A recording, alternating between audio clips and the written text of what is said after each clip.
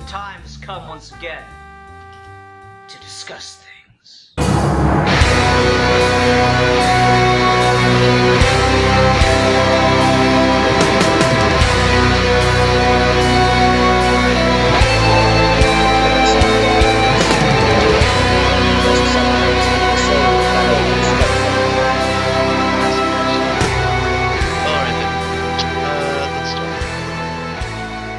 Whenever. Okay. Greetings and salutations, all ye faithful Gentiles of the Seven-Headed Golden Dwarf. Today with me, I have my two greatest geeky gentlemen. The first is Mr. Bill, also known as Zazabar, the fellow who destroys cities for fun. He is also a giant lizard. And the other guy here is Mr. Sidpa2, also known The man that destroys souls for fun. Yes.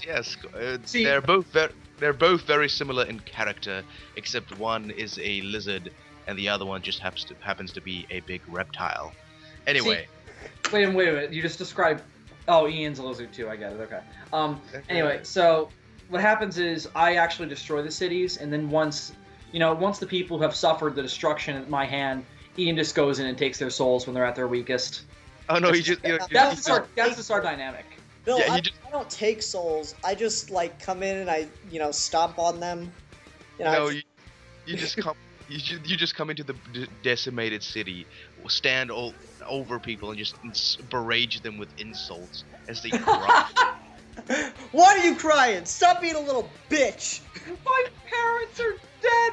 Batman's parents were dead too. And he didn't whine about it. He put on a giant costume, went out there and fought crime. What the fuck are you gonna do, lazy shit? Put on a giant costume. Yes, Moana was a giant costume. I was gonna say giant bat costume, but I was like, that sounds awful. So I just said giant costume. Feels And very this dope. video is off to a strange start. Oh, Yeah, anyway. It's just wiggy jumping. Yeah, but anyway, the thing that we're discussing today is Marilyn Manson versus White Zombie or Rob Zombie. We are it's a quasi comparison between two of their albums. One is Antichrist Superstar from Marilyn Manson, and the other one not White Zombie, Astro Freak from White Zombie. Can I start real quick? Certainly. Was I the only one that was shockingly disappointed at no point we got someone singing Antichrist Superstar? Are you really what you say you are? Was that a reference to something? Yeah, Jesus Christ Superstar. I love that. I figured. I haven't seen that show. It's brilliant. It's Is it? the story of Christ, but it's been written by atheists.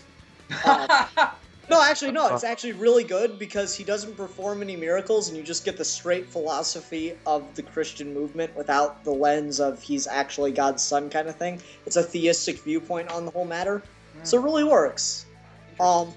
Is there singing and dancing in there? Yeah, it's a rock opera. Oh. Yeah, that I knew about it. I just haven't seen it first. Yeah, that's why the album's name Antichrist Superstar is. It's He's funny parodying because that. it was recommended to me by the strangest of people. Mm. My And mother. now that I've said it, you're just like, well, this is just clearly a cult phenomenon. No. It was actually first recommended to me by my mother. Oh. Ah, right. Well, that makes so much more sense now. No, but Antichrist Superstar actually has a lot of great tunes from it. My favorite is Pontius Pilate's song, If You Are the Christ, yes, the real Jesus Wait, Christ, you mean Jesus then Christ? prove to me you're not a fool and walk across my swimming pool. If you'll do that for me, then I'll let you go free. Wait, are you talking about Jesus Christ Superstar? Yes. Okay, you said Antichrist. Oh, my bad. Anyway, that was good though. Seriously, this would have been such a better album if it was just a metalized version of that. Well, here's the funny thing. It's interesting you bring that up. That's actually how I like Marilyn Manson. My favorite song by him is the cover he did of "Sweet Dreams" by Eurythmics. Yes, I love his Totally. covers. I love that. Fantastic covers. The thing about Marilyn Manson is just people who don't really like Marilyn Manson say I don't like his actual songs, but his covers are amazing. And that's the only thing non-Marilyn Manson fans like is his covers of shit, because he just has that really odd kind of I know, Mickey, shut up. And stop touching yourself. Anyway, Here on Geeky's Gentlemen, we have terrible, terrible things going on.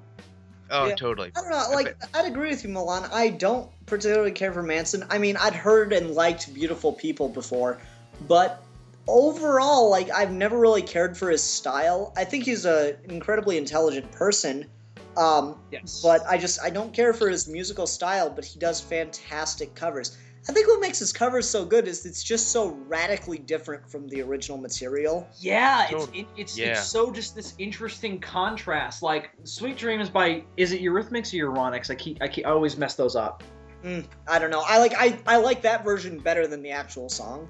Yeah, I do as well. It's just because it's got this great slow rock thing going on in the beginning, whereas the original, very kind of basic 80s. The original is pop more of a pop song. Yeah. Exactly. Yeah, and yeah. This one's this epic, just like kind of, this epic song. goth- And the first place I heard it, heard it used was the trailer for Wrath of the Titans, which I didn't see because it looked like total garbage. But the Actually, song, Wrath is significantly better than Clash. is it? Yes. It looked terrible. So I was No, it's actually really badass. Like, Zeus and Hades are, like, fighting side by side at one point. It's fucking awesome. Is it? Because it looked terrible to me. But I don't know. Oh, it is significantly better. The thing Really? about It's I interesting. want to see in the fucking Thor sequel, I just want to see him ride on those, that chariot pulled by those giant ass fire-breathing goats at some point during a thunderstorm. Well, It's is that Norse mythology or is that Greek mythology? Yeah, yeah. No, that's Thor. He actually rides around on a giant Oh, chariot. is it? Oh, it is. Yep. You're right. Okay. Yeah, Okay. you're right. I'm sorry. But anyway, back to Manson. Yeah, he also did. It's weird. On my when I had an MP3 player, I had 4 or 5 different versions of "Tainted Love," and dun dun tainted love, da da da da Oh, yeah, dun, dun. Yeah. Like, so many people do covers of that. I like Gloria Jones's version the most, but the one everyone's familiar with is the cover, the 80s cover. I forget the name of the band, but it was used in Coneheads, which made it ridiculously popular. But yeah, I like Manson's cover of that as well. It's really well done. I don't know what it is about the guy. I guess it's just how radically different and how dark he can make these songs that are either fairly innocent or just not very impactful on their own. Yeah, It's interesting. He kind of makes them. He takes these innocent, like poppy, happy songs and just puts them on a goth merry-go-round with suicide and drug use, and then they come out all fucking covered in black makeup and fucking cigarettes burns on their skin. They come out real rock stars, which is awesome. Oh, okay. Since Bill mentioned his first introduction to Manson, or at least to one of his songs, Juan, let me ask you this: have you ever read his book? He has a book? Yes. That was. He knows how to read. No. Sorry, that was my very first introduction to the characters. I had a friend in middle school, and he was reading Marilyn Manson's book, and there was this short story that he had me read. And it was a good short story, ridiculously fucked up, but the gist of it is this kid, he and his sister, or he had been spying on his sister in the shower for months. That they began, as you do. Yeah, they began an incestuous relationship, as you do. As you do. She got mad at him, and while they were fighting, he killed her, and then, as he's looking at the dead body, he has sex with it.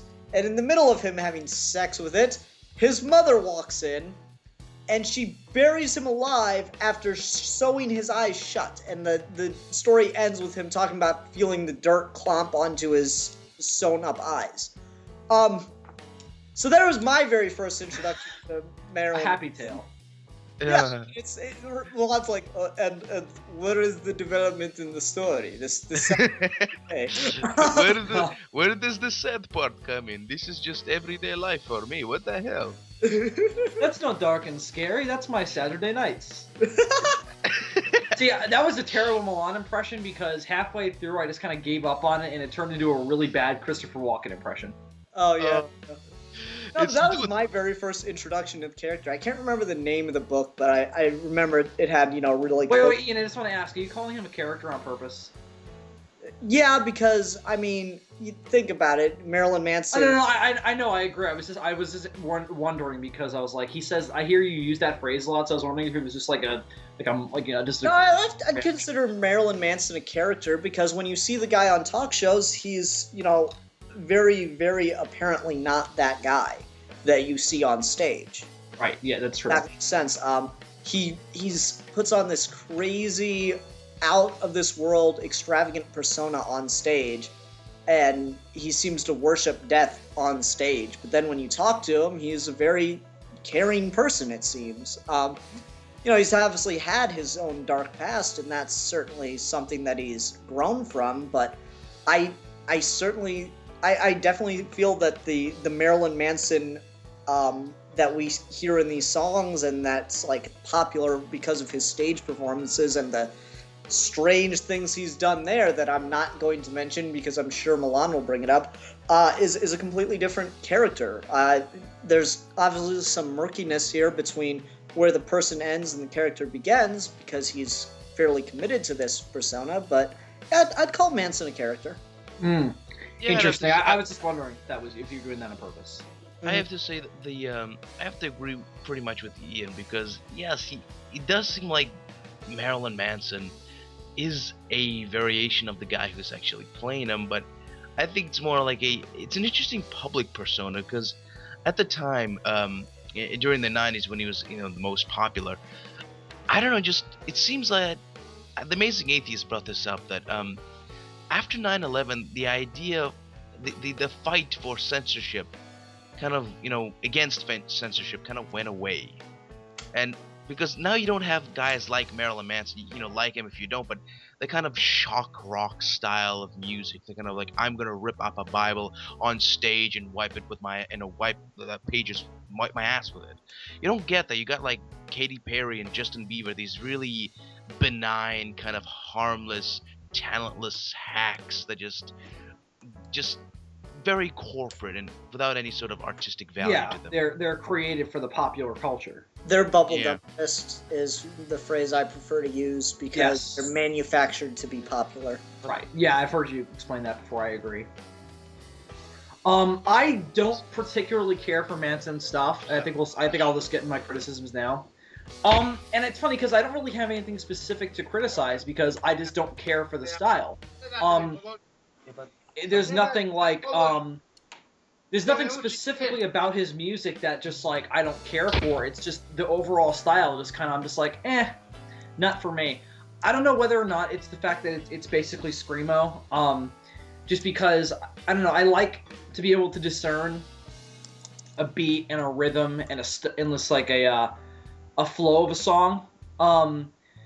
So it's just that kind of I don't know, that might be the thing that repels me. Sorry, I'm distracted because there's stuff in the text bar. Sorry. Yeah,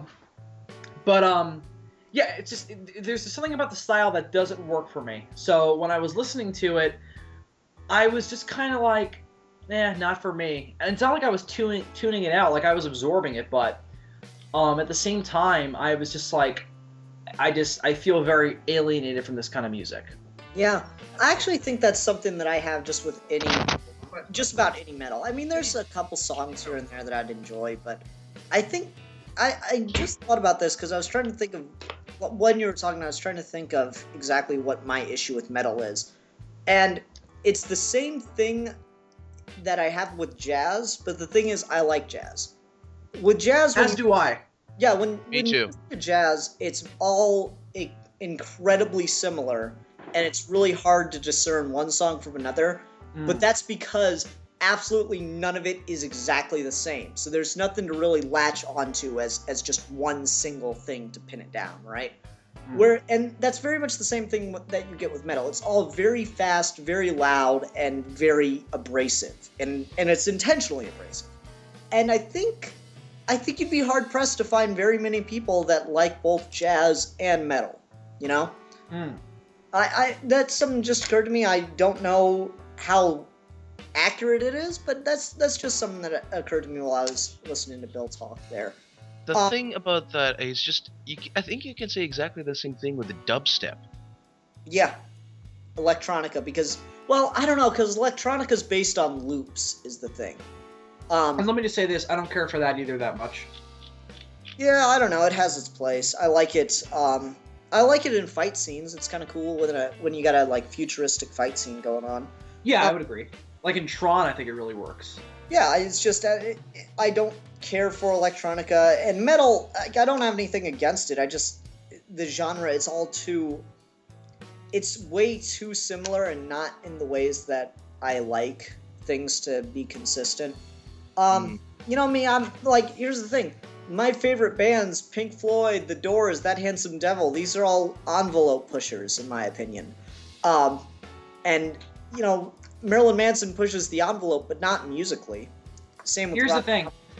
The music's... I know I don't talk a lot about music on Geeky Gentlemen, so if you don't mind, I just kind of like to set a precedent for myself since we're going to be criticizing bands here tonight.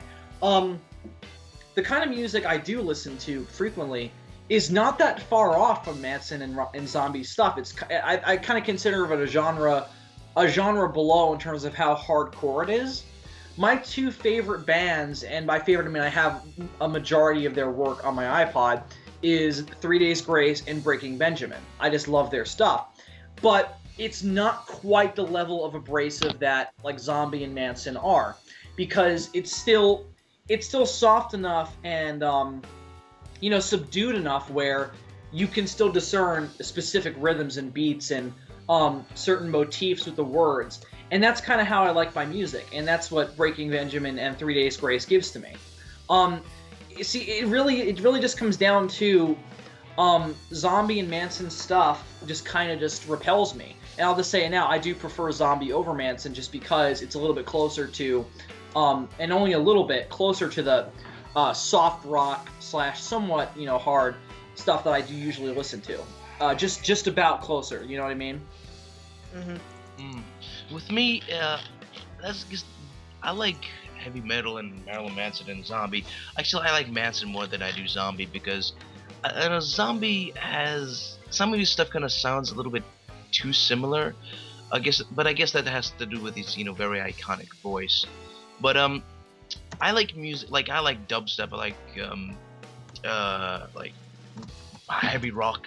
I like the stuff that kind of tries to give you a frontal lobe seizure. Well, with you, I'm not surprised. Yeah. Yeah, Milan, let me just say this. When I heard this music, I'm like, I'm listening to Milan's heartbeat. Oh, thank you. I take that as a compliment. You should. Anyways, no, I do. But anyway, we talk about Manson a lot, and we're kind of getting into Zombie here. All right, guys, what's your opinion on Zombie then? I like Zombie. I like somebody. I guess Astro Freak. See, with Zombie, he has a few really good songs, but they're peppered throughout his albums. Like I feel like 2-3 songs from Astro Freak I really like, but others I think come in his later album. But when he has really good songs, they're really great. Kind of, I don't know. Zombie has this really interesting way of just taking like the creepy kind of southern Halloween Americana, like the shitty plastic masks and the weirdness of it all, and kind of making it awesome and still kind of terrifying as all fuck because it's the South. But he definitely celebrates it. Oh, definitely, yeah. He celebrates white trashiness, but gives it a certain level of a rock and roll class, I suppose. In a weird way, yeah. He's very unapologetic about his background, I feel. Totally. And that's something I can relate to, and I think it's very endearing in someone's creative works. You see a lot of that in Kevin Smith stuff as well. And I'm a big fan of his work as well. It's something that's very interesting, and you can definitely hear that in Zombie stuff, especially with the snippets of like old commercials and stuff that you hear in his music and PSAs and such. And Manson has some of that as well, but it's way less consistent. Like as far as I could tell, the entire last half of White Zombie has like PSAs and commercial tidbits thrown in at the beginning and sprinkled throughout the songs. I don't know if you guys noticed that as well. Yeah, I like the totally. whole. My favorite one of those was I wouldn't say it was from a commercial or something, but it sounded like it was from a movie. It is not heresy, and I will not recant. That was just cool. With that, basically what he does, he goes like into archives of really bad kind of 1950s, early 60s horror flicks, with the really bad kind of plasticky looking monsters, and just cut. I'm deeply offended, Milan. Okay, relax. I'm kidding. I'm kidding. Like, Yeah, Bill, you should just be able to identify that movie, shouldn't you? It's wait, what's the line? It is not heresy, and I will not recant. Fuck. Oh, I've actually heard that line before. It's Really? Yeah. Yeah, I can't think of the movie though, but it is familiar to me. God, that's sad. I know, right? But basically, he takes really schlocky movie audio clips and just from really schlocky movies and just makes them kind of awesome out of a context. Yeah, and that's the beauty of it, I think. It's taking something out of context and then turning it into a new context, you know what I mean? Yeah, and I mean, pull it out of the context of the movie, and then you mold your own context for it, and it turns into this really fucked up message. Yeah, and I did like that from this. That's taken from the psychedelic rock movement, and Pink Floyd did it constantly. My favorite bit in Pink Floyd, as far as creep you out or just catch your attention, is in The Great Gig in the Sky from The Dark Side of the Moon. It's really, really subtle, and you're never going to notice it until someone tells you. But really briefly, when the song gets really, really soft, you can hear, and it'll only come from one speaker, so you have to have surround sound to hear it. But you can hear, if you can hear the sound of this whisper, you're going to die. That's so fucked up. Right? Yeah, it does that a lot.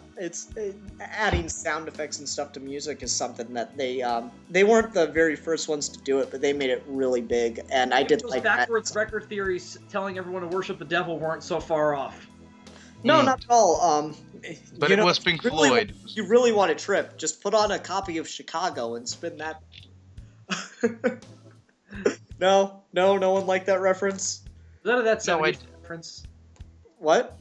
Was that a That 70s Show reference? No. Because there's an entire episode all about turning records backwards. No, it was a Little Nicky reference. They put on the... Oh, yeah. They put on Chicago, and it's like, what's the Ozman trying to say? Nah, Ozzy was very upfront with his messages, but let me show you Chicago. It's like, do-do-do-do, jazz, and then it's just, and I command you in the name of Lucifer to spread the blood of the innocent. Yeah, I do remember that. I love that scene. Oh, Jesus. Best scene in the fucking movie, dude. Oh, yeah. No, that and also the ending where Ozzy bites the head off the devil's son was pretty cool. I don't care. Yeah, but just Ozzy popping up randomly was awesome. Well, it's Ozzy. That's what he does. Yeah, dude, how creepy would it be if, you just, heard a knock on your door and you're like, sorry, guys, I'll be right back, and Ozzy was just at your door? Speaking of which, hold hold on. Hold on 1 second. Hold on, that commercial. All right. You have no idea who just came to the door. You will not believe me. You guys are never going to believe me. Is it Aunt Jemima? Yes. Knew it! Called it! That was Lon's hooker. She wanted her money. Oh, dude. Yeah. This is getting out there. Anyway. Ian, when has it not been out there? I don't know. I'd like to think that there was some point at which this podcast was not just a bunch of assholes making inside jokes. But I don't have any evidence to support that. The only episode that was like that never happened. Because it doesn't exist. Yeah. I don't know. I'm just, with Zombie, I like his style more, but I don't like his stuff more. If that makes sense. I like the way his songs are put together. Come on, use your fucking microphone. God damn it. Anyway, I like the way his songs are put together, but I don't like his... I like his style, I don't like his content. Interesting. I don't know. I kind of agree because his songs are a little. See, I find his songs a little bit more memorable than Manson's songs. Like Manson's stuff kind of blurred together for me. For me, Zombie is complete opposite. I like Manson more. Zombie's stuff blurred more than Manson's for me, but I guess it's taste. Yeah, because again, Milan, as I was saying, zombie stuff was a lot closer to the kind of music I listened to. But the thing I'll say, for Manson's benefit, is that I kind of liked the level of fucked up that he did go to. And I'm not going to say that Zombie didn't want to go there like he was scared to. No, not at all. Have you guys seen his Halloween remake? He's not scared to go anywhere. I prefer Devil's Remix. No, I hate his Halloween remake. I'm just saying that if you've seen it, he's pretty fucked up. Oh yeah, definitely. I despise his Halloween remake. That being said, though, he's not scared to go into it. He just didn't. Manson did, and I was like, Ian, as I told you, I was filming the Godzilla Gang while I was listening to his music. Yeah. And there were points where I was setting up a very complicated shot, and I just had to look up and go, what the fuck? See, that's the problem I had, is I listened to these albums, I think, 4 to 5 times each. I know the last one I listened to again was Manson's. I listened to these a couple times each, and I just had a hard time getting anything that stuck, to be honest with you. Like, usually, my mark for a good song, or just good writing in general when it comes to poetry, is there has to be a line that sticks with you. And, you know, besides that one off of the thing that's playing in the background, I can't really remember any of the lyrics from these, to be honest with you. Not a single line jumped out and hit me. See, one did for me, and I'm actually going to have to go back through the song's titles to remember the exact title of the song. So you guys talk for a minute while I pull that out quick. Yeah, my mark for good poetry is... And lyrics, I do consider poetry. My mark for good poetry is you read a line and you just... It sticks in your head, yeah. Yeah, it sticks in your head. And the way you can usually tell it is there's often, at least for me, a physical reaction. I will often get, like, that chill when I read a good line. You know, there's stuff that just always, bam, right in my head, flashbulb memory burn. Like, I will never forget, do you have straitjackets to accommodate the guests? Well, yes, we do. I will never forget that line.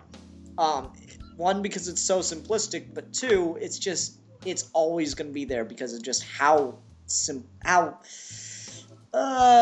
raw it is, how perfect it is, how strange. I don't know. That's Jim Morrison, by the way. See, I can't remember the exact line, but I know the song it's from. El Phantasmo and the Chicken Run Blasto stuck out to me. I liked the beat a lot, and that was the one rhythm where I could kind of get behind it, and it kind of stuck in my mind. Wait, yeah, where was that from? Was that Manson or? No, that was Zombie. Wait, did you listen to White Zombie or Astro Creep? I listened to the one you sent to me. Okay, that's weird. Hold on. Sorry, I didn't memorize these titles. No, me neither. That's why I had to go back through. Huh. I actually got... so, I'm sure this is the first time you guys were introduced to Okay. Well, I know Ian was introduced by a book to Manson. Is this the first time you were introduced to Zombie, or have you heard of him? Listen, I used to listen to more rock than I did anything else, you know, and I heard a couple songs. I liked Living Dead Girl. That's a good one. Yeah. I don't know. This was my first exposure to Zombies music. I've listened to a little bit here and there, never like a full album, though. It's interesting because I never really... I saw Manson as kind of... I don't know, I didn't really have an opinion on Manson. I didn't really give a shit about Manson. But then TJ did his, Distressed Watcher video reviewing his, audio, like, music videos. And I'm like, this guy is interesting. I will check him out. I found a person that I can relate to, finally, in American... Just anytime something fucked up comes up, Milan has to throw on the... Everything fucked up ever produced, Milan is a fan of. Yeah. Thank you. Like, I have the Thank you. collection. Like, everyone has, like, their collections of things. You know, I got, like, some Batman and Green Lantern stuff. Bill obviously has his Godzilla stuff. Milan's just like, let me show you my snuff collection. God. Oh God. Gemini Springsteen on his collection of artistic snuff. He doesn't go to like mainstream art shows. He only goes to those like insane art shows, or what are they called? Outsider art shows or something? I don't know. Yeah, the ones where like all the art is done by like mental patients and criminals. I don't know. I don't care. I just want to hear my Gemini Springsteen describe snuff. That needs to happen. I think it's a little bit too dark, but actually, Bill, I did go to those things. That's after I left school. That was just the place I stuck around. Really? Okay. You see, Yeah. I figured that, so that's why I brought it up. I don't know. Is it so obvious? Milan, I mean, you guys can assume things about me just for being a Godzilla fan. I mean, you figured I heard that line from a monster movie, and I probably did.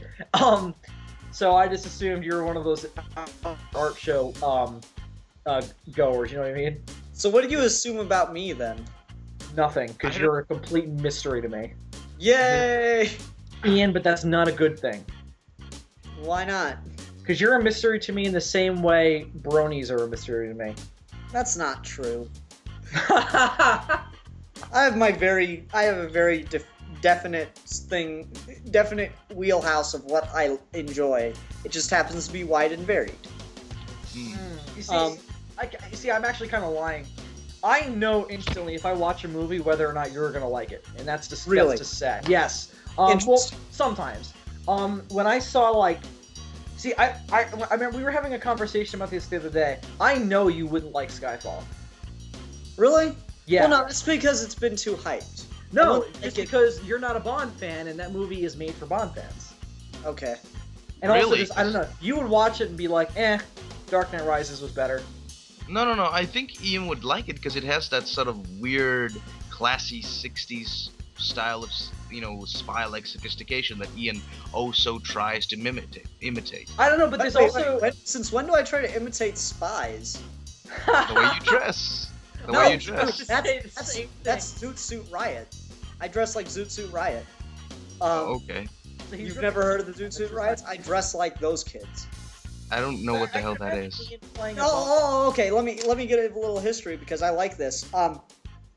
So out in California, there was during the turn of the century, in 19th to 20th century, 19th to 20th century, there were a lot of kids, Hispanic kids, running around wearing zoot suits. You know, it was just their style. They developed the zoot suit. That's where it came from. And the cops had a problem with these things. So there were a lot of zoot suit riots where people would get into fights in the middle of the street with cops, and it'd just be like these guys wearing these fucking awesome zoot suits with, the chain and the hat and stuff, and just beating the shit out of cops. There's a fantastic film about it, actually, called Zoot. Why would the fucking cops be against these awesome suits? No, they weren't against the suits, Milan. They were against what the suits represented. No, I could just imagine. Excuse me, son.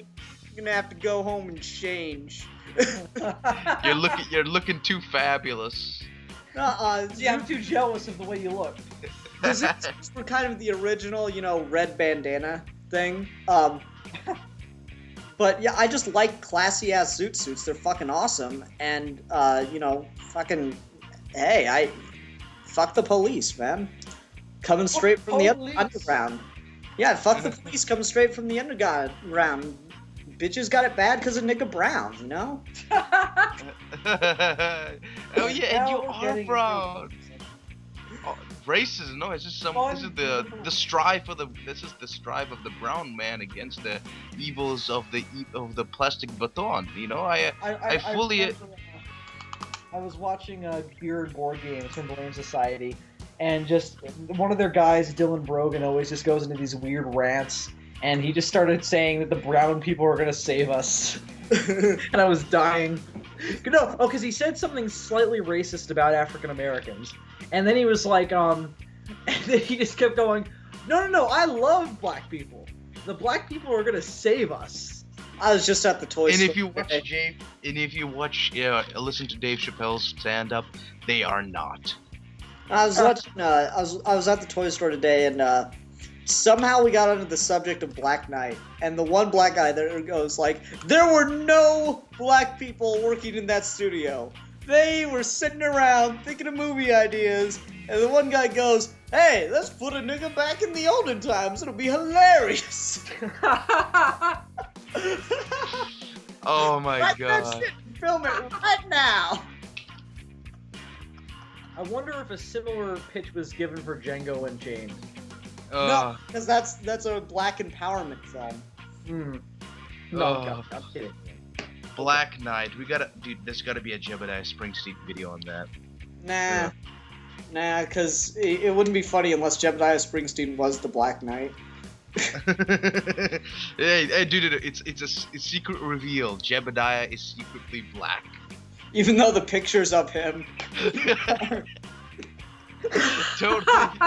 It's a mask, motherfuckers. He pulls it off. He's just like fucking Will Smith. Anyway, where were we? We were talking about, I don't know. Black so, people in olden black times. black I don't people know. in the olden times. Okay, Yeah, no, we we were talking about Skyfall, and that was because Bill said I wouldn't like it, and Bill said I wouldn't like it because he knows my taste in movies now. Now, what generated that? Okay, no. I know exactly how this conversation started. I said that when I was listening to Marilyn Manson, I said that it was like listening to Milan's heartbeat. And then you were like, oh, we can assume Milan's likes just based on his personality. And then we were talking about how we can do that for all of us. And then that's how that conversation got started. I don't know. I liked See, parts. podcasts kind of fall apart when you have to explain how conversations work.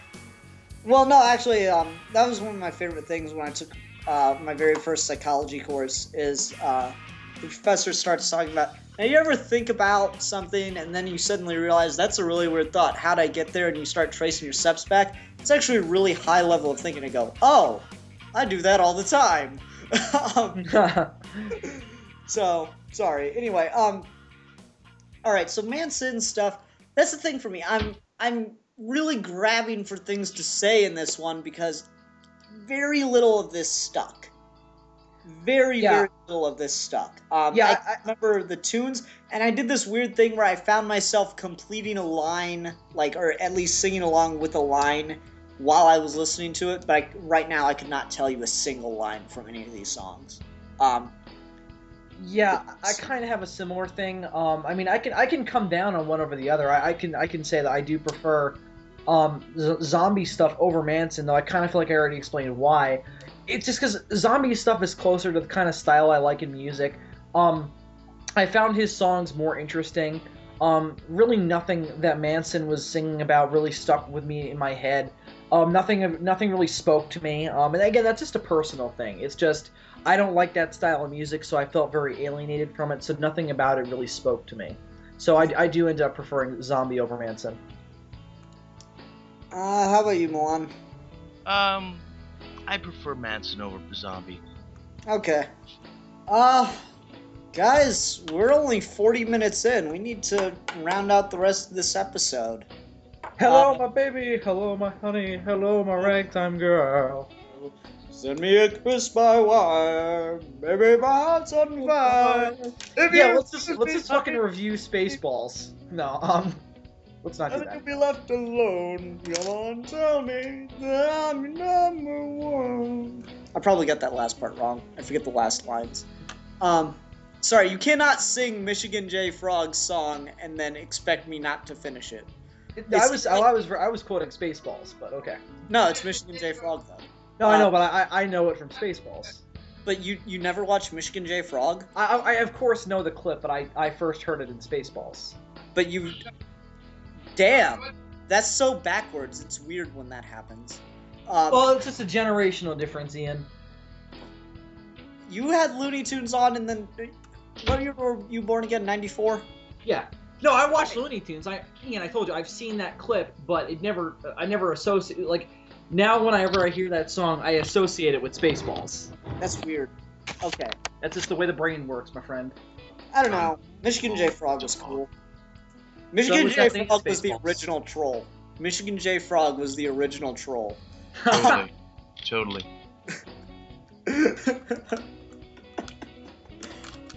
Guys, seriously though, what else are we going to talk about? What else is worth talking about? All right. Okay, wait a minute. This is a perfect opportunity to do this. Something we've been talking about for fucking weeks. Let's do 10 minutes of us doing impressions of each other. Okay, who's going to we have been talking about this for weeks, so let's finally do it now that we have the time. All right, who's going to do who? All right, I would love to do Milan. No, I want to do Milan. Then Everybody I gotta do wants to do me. Yeah. Everybody wants to do your me. impression of me is better than your impression of Milan. Is it? Okay, all right. All right, so Milan, you got to do Bill. All right then. See, I actually think Ian's impression of me is far better because Ian clearly listens to my reviews more than Milan listens to mine. So, but fine, that's Totally. fine. All right then. Hey, Hello, everybody! God damn it, Bill! You stepped on my line. I want to talk now. Can I talk? Go, Milan! No, Papa! Shut up! You're a fucking No, fiddler. Papa! No, Mickey! Mickey, come back here with my Mom, shoe! do your fucking microphone. God! No! Fuck you! I am finally standing up for myself, unless of course you would say that you like Milan, you are not fucking any of these philosophers I spend all my time reading on the crapper, okay? You're just a Russian failure, and you should go die, okay? God, That's all right. just kind of Okay, a weak Bill, insult, let's get back to the philosophical themes behind the Joker blogs as opposed to the original Godzilla. So, Bill, I don't know about you, but I feel that the Joker blogs is an accidental masterpiece of Sartre's philosophies. And I, of course, know this because I know everything about Sartre because I spend a lot of time on the crapper. So, Bill, I don't know how about you? How do you feel about the themes of the original Godzilla versus the themes of the Joker blogs? Well, Yeah, Godzilla. What? Shut up! Milan, shut up! Yeah, Milan, shut up. Well, Godzilla. Godzilla is the pinnacle of human creativity. And anything... I agree with that, actually. I must say that sometimes I think while I'm masturbating about Godzilla... Only I can talk about Godzilla. Only I can do that. But I like giant lizards. Me too. Mickey! Mickey! Castrate! Don't take my shoes! Sorry, guys. Mickey was trying to take my shoes. And I had Milan, to mute your fucking microphone. No, I do not know how. Can you share screens and show me? Oh my god. Bill, go on with what you were saying. I'm gonna fucking kill this Russian motherfucker. Totally, man. Well, Godzilla. Godzilla is the most awesome thing that ever existed or will ever exist. You see, I can appreciate that stance, and I appreciate your nostalgia for the character, but I honestly feel No, understand. Godzilla is the pinnacle of human creativity. There's nothing more to be said about this. You see, I disagree because Godzilla I feel like the action... Bill, let me speak. God. Fucking New York accent drives me crazy sometimes. But, Holy. you see, Godzilla, man, he's fucking amazing. Godzilla, man. Bill, why are you doing a crappy Australian accent? Just stop It's and a let New me speak. York accent, man. Go on. Yes? How may I help you? Would you... If I keep talking, will you insult me some more so I can continue masturbating? Go on. You see, your masturbation, even the way you masturbate is just a disgrace. Like, just the sound of it alone hurts my feelings. Yeah. Okay, Bill, guys, you see, the point I was trying to make was that the Joker blogs is just this culmination of the human accident, and I find that fascinating because the philosophies of, say, someone like Camus is all about the uncontrolled, irrational... Milan, did you just fart? No, I am using the lotion. Oh, okay. It sounded like you farted.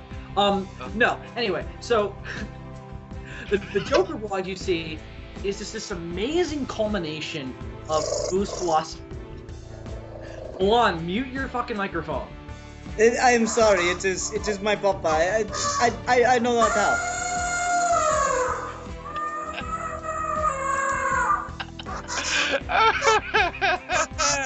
Well, everybody would seem that Milan being attacked by us, so we're gonna drop him.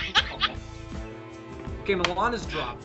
Anyway, so Bill, as I was trying to say, see, I don't know. I feel like the Joker vlogs is just the ultimate definition of Camus' philosophy of an accidental universe. I'm back. I have to return. Milan, I will cut your balls off and show them to you.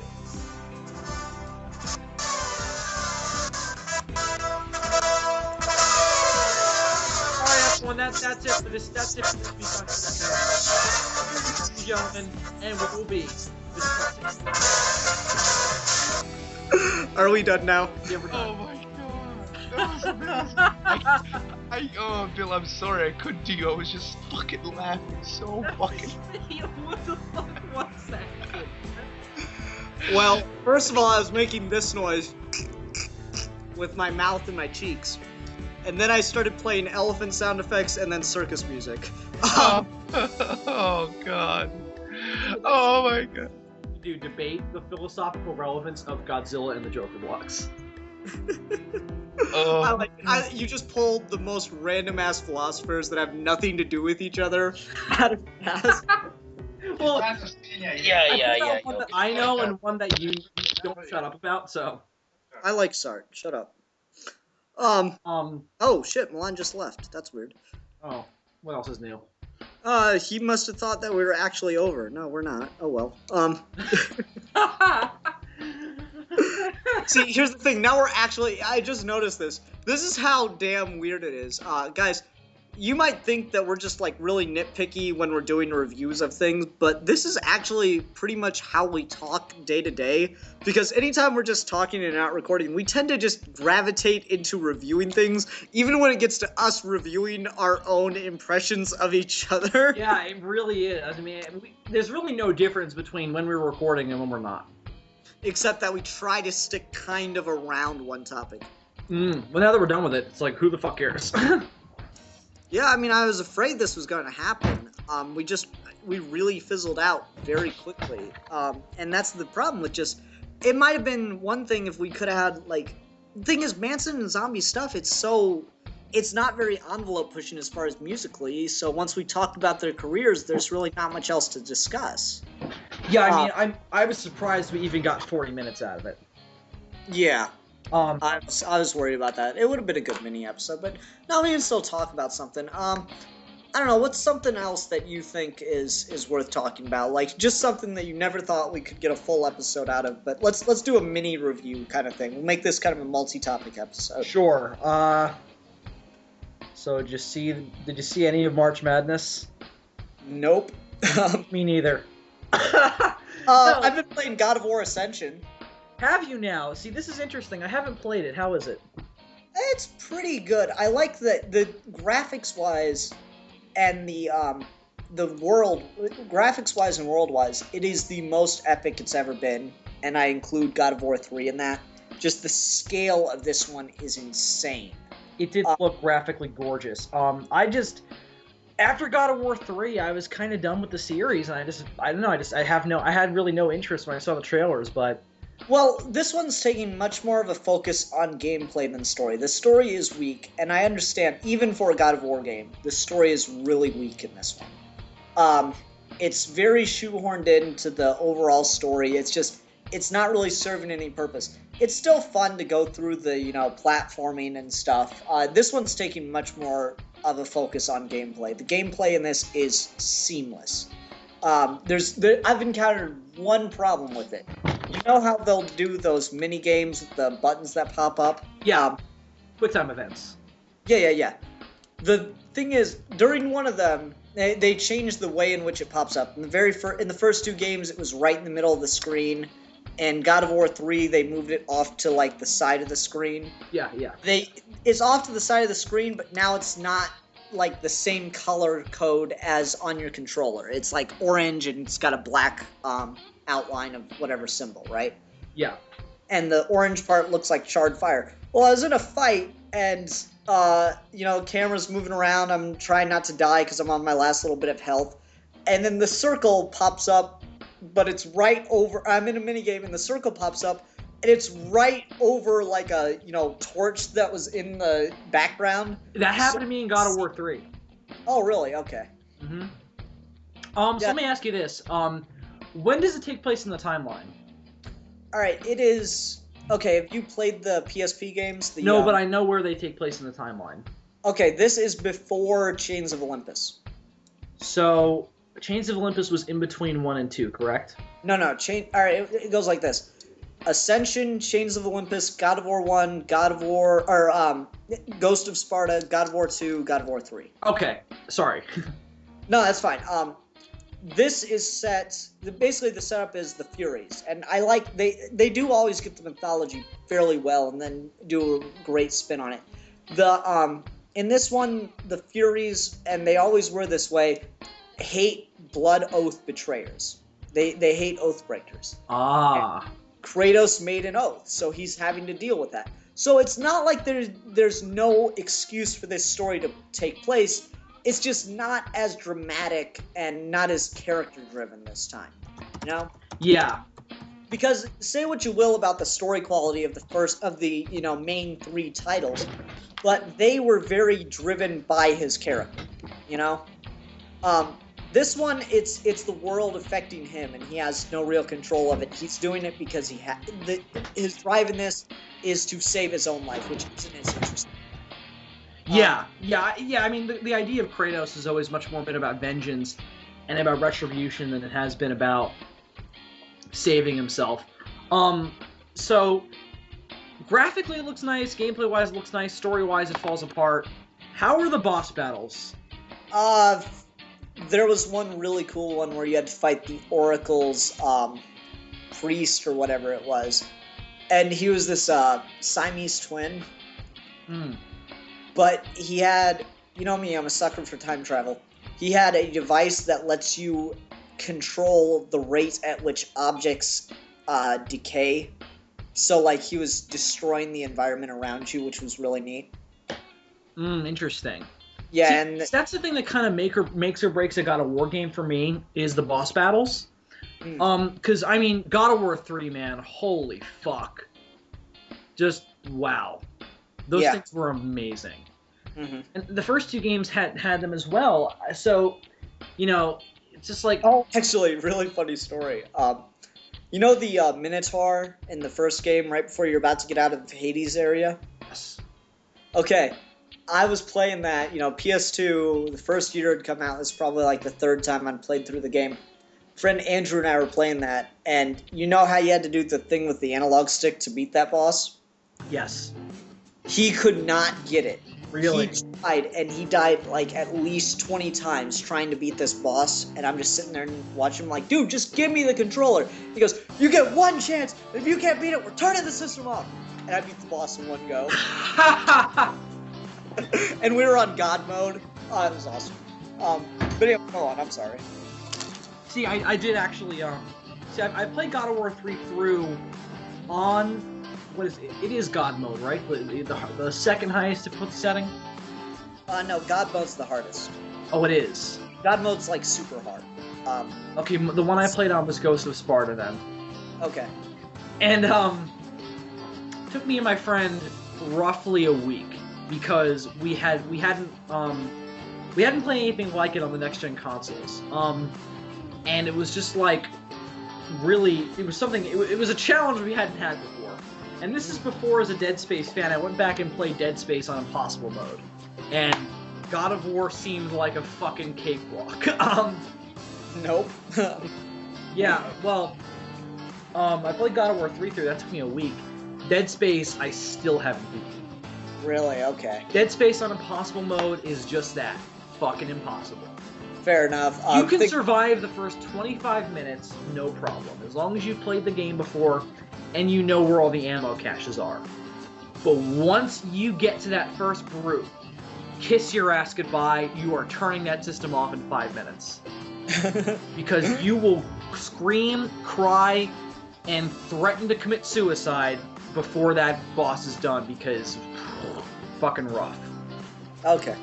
But no, I'm enjoying Ascension. It's definitely focused on just the gameplay, and it was an excuse to do a multiplayer with God of War, which, I mean, they should have done on the next gen, because, like, I heard an interview with the, one of the designers, or one of the encoders, actually, on God of War 3, and he said something to the effect of, yeah, we barely pushed the system, the PlayStation system, and the storage capacity of the Blu-ray disc to half its true capability. And this really shows that. You know, the scale of this is just that there's a puzzle that you have to solve where you're riding a gigantic mechanical python that's like, it's crawling over mountains. Holy fuck. Yeah, and not just one of them. You have to jump around between 2 or 3. Holy fuck. And I thought the fucking Kronos battle in God of War 3 was immense. Yeah, no, that's how this one starts with something that big. Holy shit. Yeah, it's really cool. Yeah. You see, I don't know, I just kind of lost interest in the franchise after 3. It just dropped for me. Did you like the story in 3, or did it just kind of not do it for you? Because people were disappointed by the ending. I liked the ending. It was a little bit lost on me at first. The second playthrough, though, I liked it a lot more. My problem with 3 is that, you know, Greek dramas are usually these huge epics with not necessarily, like, complicated plots, but plots that you do have to kind of pay attention to. God of War 3 is just climbing a mountain. Fair enough. And that's all it is, and it's not bad for that.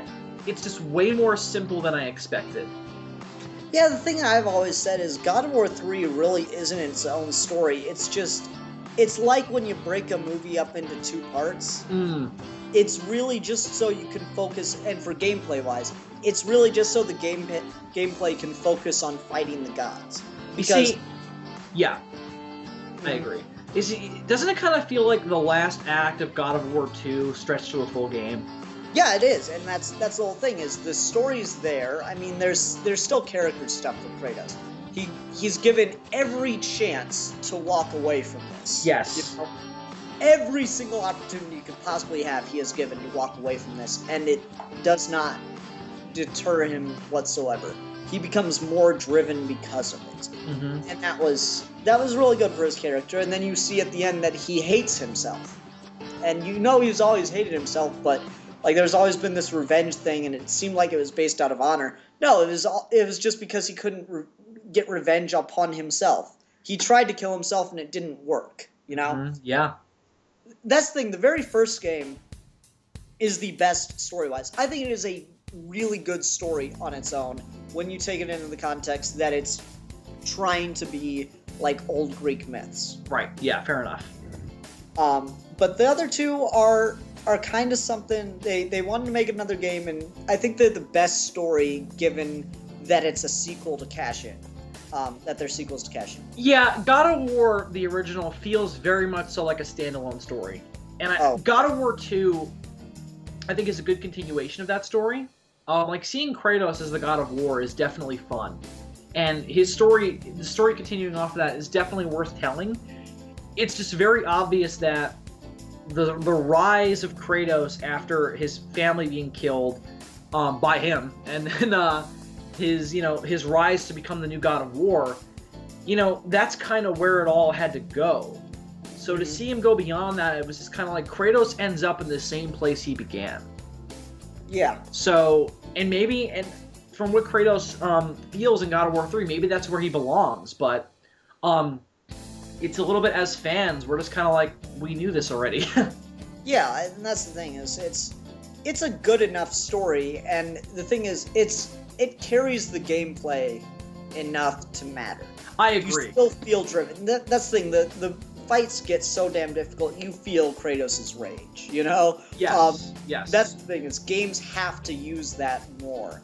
On its own, yes, as an observer of the story, let me put it this way.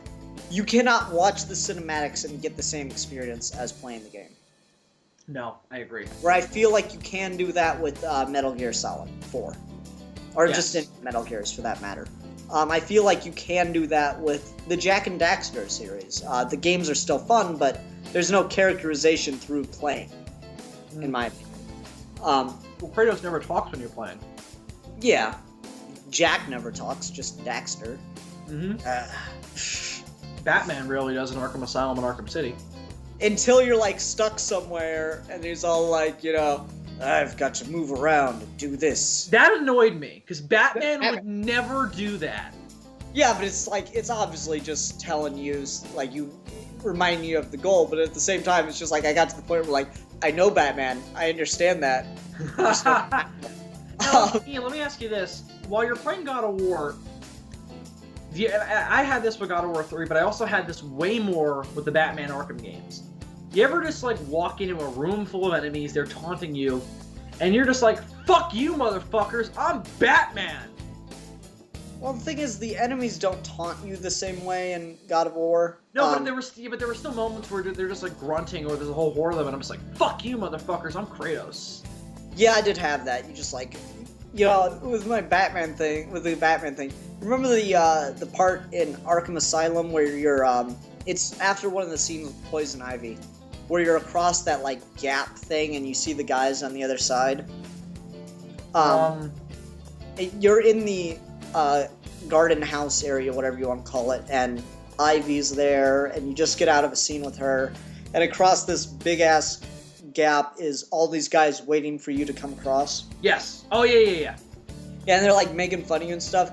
I did totally the Batman thing, where it's just, like, I just sat there and I got out that claw, and I was just like, and there you go. Hey, what? It was great, because the designers made it to do this. I get out the claw and I'm sitting there aiming it, and they go, hey, what's he got? Ah! Yeah. And then I got the zip line and I shot myself across and kicked another one of them in the face. Yeah, I love pulling guys off ledges. Yeah, it's cool. Now, let me ask you this. Is there any guarantee in the game that those guys aren't fucking dead? Probably not. I mean, Batman wouldn't do it unless he was sure. Now, see, because there are parts in, like, other rooms where you'll stealth take down guys by pulling them off ledges with the bat claw, and you can go down to their their bodies and tell they're still alive, just unconscious. You can't do that when you're pulling them into chasms, because Batman dies if you jump down there. Fair enough. What chasms do you pull them in, though? You can do it in that Poison Ivy section. No, it's just, he doesn't die, he just gets out. Also, when you go into Killer Croc's lair... No, it's not Killer Croc's lair. No, it is. Okay, when you go into Killer Croc's lair, you make it all the way through, and then you end up in that, like, area between the sewers and Joker's main compound, where you see where the Venom is made, where the Titan is made. Mm-hmm. Yeah. There's like that room where you cannot use the grappling hook. Yeah. And there's a point where you can pull down a wall with the bat claw, and of course, if you fall off there, you're dead. Mm-hmm.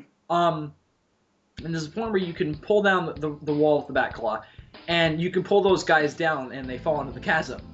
They're dead. I'm sorry, they're dead. Fair enough, but at the same time, it's like... No, well, obviously, if this were a movie, Batman wouldn't do it unless he's like, okay, if they fall down there, given the trajectory, they're not going to die. They'll just be, they'll be broken. Yeah, it's just the thing is, if, there are a couple things where you couldn't do something because, like, Batman wouldn't let you do something. Like, when Joker electrified the pool, you couldn't throw a guy in there, even though you had the chance. Yeah, and that was just showing how well-written Paul Dini was doing the game, which I was very impressed with. Yeah, so, I mean, I see what you're saying, but you gotta just realize you picked one part of the game. No, I'm not criticizing. I was just trying to be amusing. No, I get your point, and it's true. There's chances where it's like, really, that guy's not dead, but at the same time, I mean, look at almost any other game where it's like, I don't kill people, except for all those people I just killed. Fucking Uncharted, man, was fucking brilliant because of that. Well, the thing is, yeah, there's that line in the second game where he goes, how many of my men did you kill today? And Nathan has no answer for that. I love that scene. Yeah. I have one problem with Uncharted 2, because otherwise I fucking love it. I was not behind fucking fighting a super-powered villain at the end of an Uncharted game. God, it's been too long since I've played Uncharted 2. What the hell's the name of the villain? Because whatever he is... What happened at the end of Uncharted 2? Because all I remember right now are the Yeti. Well, they're actually not supernatural. They're guys in masks. Oh, really? Yeah, that's why it pissed me off so much, because that seemed like a supernatural thing for Nate to be fighting, but they're not actual Yetis. They're guys in masks. Well, the thing is, it should have been like that, because that's the thing is, Indiana Jones, or I'm sorry, I said that wrong. Uncharted is just Indiana Jones the game. It's the exact same character. You just don't have a whip and a hat. I don't really agree. I think Nathan Drake is a lot more morally questionable than Indiana Jones is. I don't know. It's just a classic. I agree with you there, but Nate is a lot darker than Indy is. Fair enough. But I'm saying, like, just the style of fighting. No, fair enough. But here's the thing. I was way more accepting of Indy fighting, or Indy meeting one of the Grail Knights. Yeah. It bothered me seeing that guy drink something and he turned into the Flash. See, I don't remember that scene, so, like, it's been way too long. He drinks some blue fluid. Like, let me put it this way, man. I played Uncharted 2, and I enjoyed it. I've never played it a second time. It's still in my game case. I've only played it through twice. That's how well I remember it, is I remember enjoying playing it, and that was it. I forget so much of it otherwise. It was very forgettable, and that's why I never went out and got 3, is because I was just like, this was disappointing. I love the 3 first... isn't as good, yeah. I have 3. It's disappointing. Yeah, anyway, no, the first one was fantastic, and it's great because, you know, you just got that awesome Indiana Jones style thing. Like, that could have been Indiana Jones 4. See, I actually haven't played the first game. Really? Yeah, I've only played 2 and 3. That's the best one. See, I heard different things, that it's actually the worst one. No, it's significantly better than 2. And Really? I've heard nothing good about 3. Nothing. Because, like, the thing is, what's cool about it is it's this very grounded adventure all the way through until you get to what exactly El Dorado does, because it's like cursed Aztec gold, right? Right. Or not Aztec, but yeah, it's cursed ancient native Mexican gold, and it turns people kind of like the artifact was supposed to be in Dead Space. Oh, it turns them into like necromorphs? Kinda, yeah, like they're these weird little crawling monster things. And Ian, I know exactly what those are, and they're an actual myth. I don't know their names, but they're an actual myth. They're these little, like... The theory is that they're like these little monkey people. Yeah. And they're really aggressive. Yeah. They did a Destination Truth episode on them, but yeah, that's fucked up. They're a real myth. Well, just like the Yeti were. And that's what was so cool about it, is like it's very grounded until that part, and it's so jarring, but then you realize they'd been setting it up the entire time. Yeah. Because, like, you kept, like, coming across these dead bodies that were just, like, horribly mutilated. Kind of like in Predator. Oh, interesting. Yeah, like, these just horribly mutilated bodies throughout the thing, and then you start seeing... Like, you get into this, there's this whole Nazi submarine stuck in the middle of the Amazon, or not Amazon, stuck in the middle of South America. It was just cool. Like, they'd been alluding to it the whole game, but the surprise was still genuine. It was really neat. I was going to say something, but I forgot. And Simba wants to get out of the room. Simba, jump on Bill's head! He can't hear you. Damn it, Simba. Anyway. Remember who you are. This is CNN. CNN. Simba, do you want to go out or no? Make up your damn mind. Go! Isn't this entertaining, folks? Yeah, totally. Alright, here's a topic, since I'm sure you've had to have seen this movie since you laughed at that joke. How awesome was Kung Pao Enter the Fist? What? You haven't seen that movie? No. Slap yourself in the face. No. Now. No. Dude, oh my god, it's so friggin' awesome. It's the guy that directed Ace Ventura. Oh, yeah. Bunch of old, Chinese, martial arts movies, right? Yeah. And he used one mainly, but he found a couple different others to make the story, as it were, work. And he just blue screened himself into these scenes, and it's hilarious. And he so dubbed fucked up. everybody.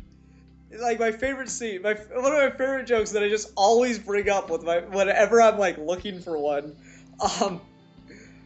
He's got this injured guy. This guy just got in a fight with the main villain, and he's got him on his shoulder, trying to get him into the dojo so they can give him like medical attention. And the guy, like, in the actual scene, the guy, like, whispers into the hero's ear. He's like, you have made me proud, blah blah blah. But he dubs over the guy's voice, was like, let me know if you see a Radio Shack. There's just a lot of really random ass jokes like that, and it's hilarious. Oh my god. And there's an alien invasion. It's just, it's amazing. It's one of my favorite movies because of just how ridiculous it gets. And it's always my argument for blue screen can work surprisingly well in movies, as far as putting things that aren't there. Forrest Gump. Yeah. Yeah. He looked like he was shaking Kennedy's hand, and he wasn't. Exactly. I was actually going to say something about El Dorado. I find it hilarious how different versions of that mythical lost city are. Like, in terms of how complex they are. Like, you see something like Uncharted where it's this really, like, kind of complex and scary kind of thing, and they have a... Now, correct me if I'm wrong, since it's been a while since I've seen Indy 4. Isn't that also what they're looking for in Indy 4? That's where the Crystal Skull is? No, I don't think so. They just find a pyramid. No, but isn't the Crystal Skull leading them to El Dorado, and that's why they call it the City of Gold, because it's a city of knowledge? I don't remember. I only saw that movie twice. Oh, okay. I've seen it. See, I think it's El Dorado, but here's the thing. I watched The Mask of Zorro last night, which, by the way, is an awesome movie.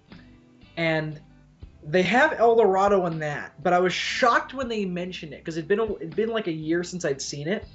And I was shocked when they called it El Dorado, because all it is it's a gold mine. And I was like, that's El Dorado? It's just a gold mine? Really? Are you sure the town wasn't named El Dorado or something? No, this is in 19th century California, so no. Okay. So it was really, I was like, really? That's El Dorado? And the villain is just so subdued about it. He's like, oh, it's El Dorado. And I'm like, really? I think it doesn't look like El Dorado. It's just the idea that the town is named that because it's a productive gold mine, if I remember the movie correctly. They don't go into enough detail about it, because otherwise it's just the mine. They just that's the thing, is I think they're like naming the town El Dorado in reference to the City of Gold.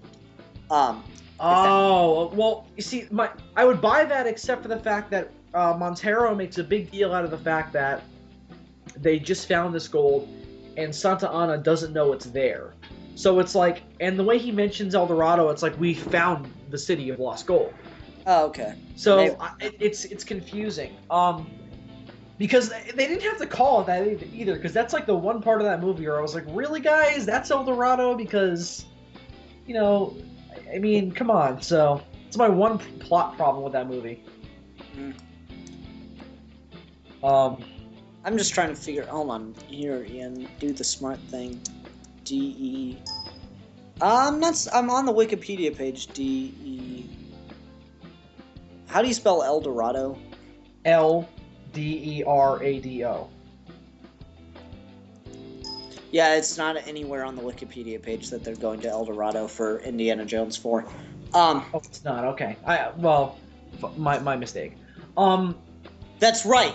Feel bad. Well, no, but I remember one specific part where Indy makes a big deal out of it because he was like, that's what Cortez was looking for. And the reason why he left was because it's not what the Crystal Skull promised. It's not a city of gold, but the Incas considered knowledge to be the golden gift. And I remember him specifically saying a city of gold, El Dorado. But I don't know. It's been a while since I've seen it, so I could be wrong. Yeah, I don't know. I wouldn't recommend going back to check. See, I like that movie a lot more than I think people give it credit for. I didn't mind it. It's just not a good movie. It's like I don't hate it because it's a slight to Indiana Jones like some people seem to think. I just think it's a not good movie. See, I think Shia LaBeouf is what makes that movie bad. Yeah, I can see that. He's not great. You see, here's the thing. I honestly think if they had cast someone else as Indy's son, that movie wouldn't be as unpopular as it is. The problem ultimately is that the film doesn't have nearly the amount of charm that the other three Indy films have. Because I think people were way more willing to accept these serial ideas that Indy poses back with those three films. There's something about the fourth film that doesn't work, and I think the reason is because it's way less consistent. There's a lot of modern film in Indy 4. There's a lot of CG. There's a lot of there's just a lot of modern action movie kind of elements, and I think that's partially why people aren't quite it doesn't have the same magic, so to speak, that Raiders and Crusade have. That I think Temple of Doom. I actually like the movie better than Temple of Doom. I don't like Temple of Doom at all. So, it's okay. I mean, it's racist. Well, aside from being racist, it's also really fucking boring, and Indiana Jones is an asshole in it. I just don't like it because of Billy. You mean Willie? Willie? Okay, yeah. Sorry. Yeah. She is fucking annoying as hell. I can't. Yeah. As much as I hate to agree with this woman because she just she annoys the hell out of me. Grace Randolph, Beyond the Trailer Girl. Yeah. What the fuck happened between? What the fuck happened to Spielberg and Lucas's view on women between Indiana Jones 1 and Indiana Jones 2? Yeah, isn't that funny? Because Marion is the complete opposite of a typical adventure movie woman. Yeah, and the thing is, it's oddly enough, Temple of Doom, isn't it set before Raiders of the Lost Ark? Yes, it's 33, and Raiders is 35. Yeah, someone told me that was a prequel, and I went, the fuck? Because they don't even mention it. It's seriously in the text. It says 1933. Yeah, it really is pointless. I think the reason why is because Spielberg wasn't willing to accept that Indy and Marion wouldn't stay together, and they fucked that over in Indy 3. So, whatever. What the hell was the point? Yeah. But, I ultimately think that Marion is the best of the Indiana Jones women. Though I do really like the third one. She's just not, consistent. I like that they brought Marion back for 4. What was that? Didn't they bring Marion back for 4? Yes, and I thought that was a genius move. Yeah, I did like that. That was cool. She does, she plays Marion as a little bit too kind of upbeat for my taste in Indy 4. I'm not sure if that's her fault or the script's fault, though. Well, I liked it the very first, if I remember correctly, the very first time we ever see Marion in Indy 1, she's in a bar, arm wrestling this guy. No, she's playing a drinking game. Oh, okay, my bad. I thought it was arm wrestling. Yeah, she beats this, big-ass burly dude in a drinking contest. That's right. Yeah. It's just so fucking awesome. And then, of course, the iconic scene where the Indy's shadow looms over her and she drops the glass and goes, Indiana Jones. And then, of course, punches him in the face. And they try to replicate that scene a little bit in Indy 4. They don't have the shadow, though. Where Indy and Mutt get caught by the Russians. And, of course, it's the Russians, right? The Russians. The Russians! And it's like the dramatic chipmunk turns around. I should just get Milan back on the call just to say the Russians real quick. The us! The us. No, yeah, who are the villains for Russian adventure movies? I don't know. Russian I'm spy gonna guess movies. It's like, it's the us. It's the just Russians versus the Russians. It's just other meaner Russians. There are meaner Russians. Yeah, they're called Siberians. No, I thought that all of Russia was just constantly pissed off. Like I didn't even think there was another emotion besides that's just their default. Yeah, but there were just... pissed off guys, and then there were really pissed off guys. No, like everyone in Russia is just this walking bottle of rage. They just repress the fuck out of it until they get into nuclear winter. Hi, Russian listeners. I'm sure I just made all of you happy. We love Russians. I mean, why else would we have Milan on the show? Yeah. Geeky gentlemen supporting ethnic diversity. Well, we kind of do. We have a Russian. We have a. You're Latino, right? Hispanic and Irish. Oh, okay. Whoa, okay. I've never heard that cross before.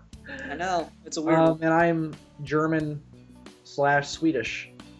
So you're like the whitest of the white. Oh, yeah. Absolutely. Like, I mean... No, actually, we don't have racial diversity. You just, like... We have, like, a debt of racial diversity because of how white you are. My whiteness causes a... Even though I'm, like, the most... you know, I love every kind of race. You know, I'm very not... You know, not... what's the word? I'm not bigoted at all. But just because I'm white, that automatically makes everything I say racist. No, it's not racist. It's just like, no matter how ethnic Milan and I are, it's not enough to make up for the fact that you're white. It's not enough to make up with how white you are. We need like 17 black people and at least 32 Mexicans on this show to make up for that level of white.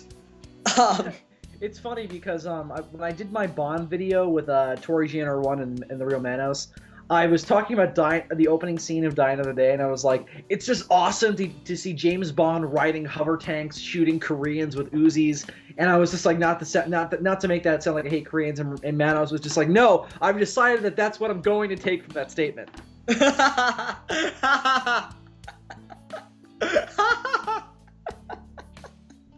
Oh, Manos is always awesome. Yeah. According to the Real Manos, I hate Koreans. I hate North Koreans. At least North Korean leaders. Well, they were North Korean, so. Yeah. I don't know. I don't like. You decide, our listeners, how you feel about North Koreans. I'm not happy with North Korea right now. I don't think especially since they attacked the White House and they had to be saved by Gerard Butler. Nah, just that, you know, they're threatening nuclear war. And... By the way, everyone, that was a joke. Yeah, no, they're just threatening nuclear war against South Korea, and that scares the fuck out of me. But they're gonna bring Godzilla back to life. And yeah, I really hope that's all serious, and you're all like, oh, stupid jokes. No, but I seriously hope that actually equates in the movie. Just in like a subtle way. Oh, okay. Because, you know, in the original they had very subtle references to what happened at Bikini, so I really hope that they make some references to our current nuclear situation. Cause it just goes to prove that Godzilla is still relevant. Fair enough. I don't know. I'm worried about it. I was really hoping that once Kim Jong-un took over for his father, we'd get a much more stable, level-headed government. Because the kid was educated in Sweden, he wasn't raised in this bubble. And I was hoping maybe he'd be a good human being because of that, but now he's just a selfish asshole, just like his father was. You know who the biggest importer of cognac is? Who? In the world? Or it was, not anymore. He doesn't have the same taste as his father. It was North Korea. Here's the thing. The only person that drank cognac in North Korea was Kim Jong-il. Oh my god, that's so fucked up. Isn't it, though? Oh, wow. You know, occasionally he'd give a bottle away to a general or something as a gift. That's fucked up. Well, I don't know about you, Ian, but we're getting a little political. It's going on an hour and a half. I think it's about time we wrapped up this podcast. Yeah, I'd agree. It's worth mentioning. Fair enough. You know, if the more people are aware of North Korea's impending chances of bringing about doom. Let me just say this. I was listening to the news the other day, and they're talking about a story where the United Nations was threatening greater sanctions. The United Nations was condemning North Korea for its latest aggression towards South Korea. Mm-hmm. And it was going to threaten it, and I didn't even hear the rest of the statement because I just yelled at my radio, then fucking do something about it. It drives it. We're gonna give you more sanctions and trade embargoes and blah blah. They obviously don't give a fuck. They let their people starve. You think they care? Jesus. Fucking Christ, I hate North Korea. Anyway, so after Ian has stepped off his soapbox. It's not a matter of a soapbox. But like, was it you I was talking to about this? There's a great documentary National Geographic did on Netflix where this reporter went into North Korea with this man, or with this surgeon helping do cataract surgeries because, believe it or not, North Korea has a really poor healthcare system. And a lot of people are going blind from very simple procedure because there's, just no sanitation and, they don't have medical access. So people are going blind for like the dumbest reasons, right? Mm-hmm. And this guy was going in and giving, free eye surgery exams and, fixing people's vision. And it created this wonderful metaphor. Because even when they got their sight back, they were still like, praise the great leader. And yeah, sorry. Yeah, I am. Yeah, I don't think you were discussing that with me, but that does suck. Yeah, it's a wonderfully tragic metaphor. Indeed. But anyway, guys, thanks for listening. I'm sorry this got so strange, and I'm sorry we burnt out our topic way too early. Next time I'm gonna make sure Milan picks a better thing. Yeah. But on that subject, Bill, what are we doing next week then? I actually struggled a little bit with this week because because I had a topic in mind that I wanted to actually save, only because we discussed something very similar last week. And as last week I mean when we did pseudoscience. I was originally going to pick us discussing about the idea of realism in film, like how people praise like Nolan's The Dark Knight, but I thought that was a little bit too close to pseudoscience. So what I decided to actually pick instead was one thing we haven't really gotten into on this show is the idea of continuing to adapt old characters for new venues and such. There's so many different versions of Batman, so many different versions of like Sherlock Holmes. So I kind of wanted to discuss the validation of new versions of old characters, though I suppose we can just sum this up as the validity of reboots. Didn't we already do an episode on remakes and reboots, though? We talked more about remakes, but I'm talking about specific characters, though, like creating new versions of certain characters. Okay, I just wanted to make sure. So, like, just for an example, the difference between something like Batman TAS and the Batman. Okay, I got you. That makes more sense then. All right. Well, yeah, that should be fun. Guys, thanks for listening. If you stuck all the way through this, sorry we burnt out our topic really early on, but yeah, I was afraid that was going to happen, so I'm glad that we were able to. I feel it was still entertaining. Yeah, well, it's not like we don't know how to talk to each other, so. Yeah. I think that that would kind of makes so awkward if we just sat there all. Yeah, well, I mean that's how podcasts is usually, they usually survive stuff like this, is people who are able to talk to each other normally. So. Yeah. That would have been so weird. Like, what if we couldn't talk to each other unless we had a topic? That'd be awkward. So, Ian, what's your last name again?